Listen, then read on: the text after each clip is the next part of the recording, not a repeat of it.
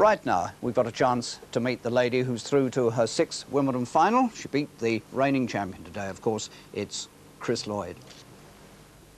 Chris, congratulations. A marvellous victory there today, and a match that had everybody on the edge of their seats, I think. After the first set, in which things didn't go too well, you got into trouble a little bit in the second set as well, didn't you? Was it 3-1 down? Yes, yes. Well, I think Martina was being the aggressive one at that point, and she was really coming into the net a lot and forcing me to go for passing shots. And I think that I was just missing them by inches. You know, I still felt that, you know, it was there and that I could still produce the good shots, but the first set and a half, they were just missing. What brought about the change? Well, I think my passing shots started going in. I started returning her serve better, and also I started coming to the net a little more off her backhand. And that's what I intended to do from the start, but I didn't do it the first set because I really wasn't very confident. But as soon as I started coming into the net on her backhand, she was missing the passing shots.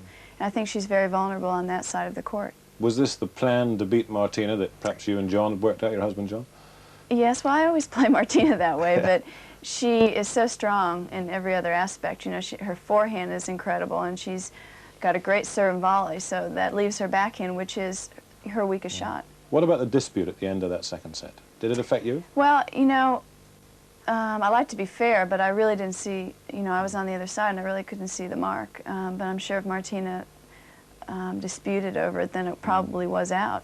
But there's really, you have to accept the calls, really. And there were a few bad bounces, maybe a few bad calls, and it was unfortunate for her that it had to happen at set point. She got very upset by it all even afterwards, didn't she? Well, I don't think she got that upset as far as it affected her play, because she won the first game in the third set right away, and she looked good. She was up a break 2-1 in the third set, and nothing seemed to be bothering her. I think what bothered her in the latter part of the third set was that my passing shots, and I started playing better. And the lob. And the lob, that's right, I forgot about that. That was lovely, wasn't it? Yes. Well, congratulations on today. Thank you very much. Now, of course, it's the final against Yvonne Corley. Yes. 1976 all over again?